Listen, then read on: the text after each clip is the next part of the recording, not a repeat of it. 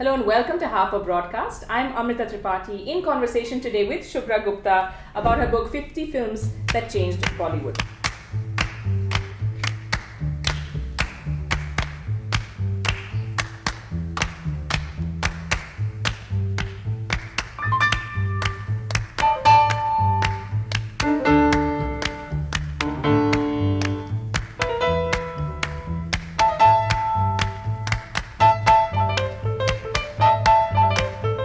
Just going through this book, it's obviously one of the most painful things to do is shortlisting 50 films out of the hundreds and hundreds you've watched.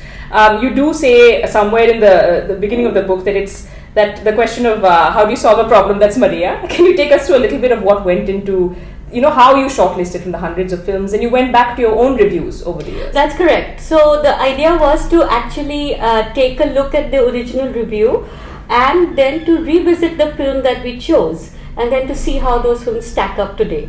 And the period that we chose was 1995 to 2015. It was like a 20-year arc that I wanted to draw, and particularly because Bollywood post-liberalization, the economic liberalization that happened in 91 was a different country, as was India, which was a completely, vastly different country from pre-91, post-91. It was like a sea change, and which is what happened with Bollywood as well, because before that, cinema references were very old style. 70s and the 80s were a different kind of era. Post 95, when the first film that I actually start the book with is Dilwale Dulhania Le Jayenge, which happened in October 95. Bollywood's never been the same again. So the whole idea was to actually look at game changers in the last 20 years, and for that I went through every single film that I have ever seen in the last 20 years. I looked at every single review, I went into the archives, I read through everything that I could, and then I started to sift through all those 20 years of films and to see which were the ones which actually made the cut. In terms of the fact that the change, I've used the word change quite loosely. It is not change as in change always. It's also something that catches the zeitgeist, or catches the moment, or does something different, or it becomes a trendsetter. Are there any films that surprised you, looking back, that they were actually game changers? Yes, actually there are a couple of films in here which are not my most favorite films, and it was never my case that it should be something that pleased me.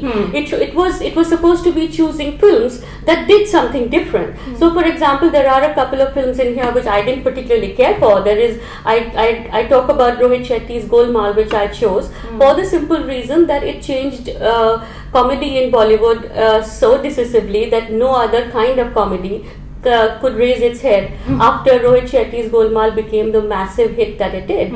Before that, comedy in Bollywood was defined by Govinda, who's number one I have here. So Govinda and David Dhawan, the combined, did a certain kind of comedy. Then came Priyadarshan, and then came Rohit Shetty, and there's never been anybody after that because Shetty is still on top. And so that's the reason why I chose Golmaal, because it did something. It changed Bollywood, the face of comedy in Bollywood. Are they, it's hard to list a favorite obviously when we're talking about hundreds of films, but if you had to pick a couple from this last decade, which we'll also refer to the book for, but if there were a couple from the last decade that you think really stand out? I think Dum Laga Ke Haisha, the Yash Raj film, is one of my favorites, because it really got the issue of large plus sizes into territory which has always been the svelte ladies or the women who wore size 0 outfits, were very, very toned, flat abs. In the last 15 years, that has been the body type that has been propagated. And here's a film that tells you, hey, it's totally okay to be plus, and you can get love at the end of it. So I like that film. In fact, the last 10 years also has Hazaro Khwaishein Aisi, which is one of my favorite films. It really is a film that talks to its time and does things with the politics of its time. You call yourself an optimist. You're saying every Friday you go to the cinema optimistically, an incurable optimist, you say. Yes. Hoping for the best, staying open-minded, which is not easy given some of the movies you're subjected to. So I'm subjected to, pretty much like all film critics are, the range is from ghastly to not so great. So when you are in the process of looking at this week after week, year after year, month after month, you develop a kind of internal meter which says, all right, here we go, another Friday, and if you start looking morose and down in the mouth, then there's no point, right? So you have to be constantly excited at the prospect of seeing something good. Who knows, something may come out and surprise me, because that's really what I'm looking for. A movie that has comes from a mainstream space, because that's the other mandate of the book, that we have to stay within the mainstream space. So something that surprises me, given the conventions of mainstream cinema, it is very difficult to actually play with that convention and to come up with a film that will end up surprising you.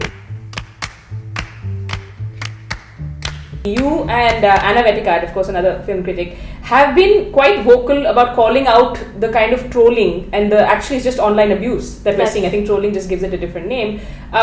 Does that surprise you? You see that with certain kinds of fans. If you write a negative review or a piece that's critical of their sort of heroes or superheroes, the abuse just gets very vitriolic very fast. In fact, it is so venomous that you wonder where it's coming from. Because it's personal. It's personal. It refers to body parts. It refers to to physical harm and beyond. And it's relentless. It doesn't stop. It's been going on, Bahubali particularly. I'm quite surprised with, because I did not at any stage say that the film is ghastly. I just said it wasn't as good as the first one. I really liked the first part. I had reservations about part 2, and I voiced that. And that has been it's an open season. Come on, okay, let's just attack this person. And the kind of attack is really shocking. Given the fact that after all these years, I should have developed a way of ignoring trolling, and which is what you have to do week after week, because a lot of the times, particularly when it comes to the big stars, they have fan clubs, and the fan clubs are just waiting for you to just say something that they don't consider appropriate for their idol. So then they go hammer and tongs at you, and it does. I think all decency has been thrown out of the window long back. Now even the level of discourse has sunk so low that it's becoming like it's almost difficult to go online after a review is out, because you know the kind of vitriol that is going to be heaped upon you.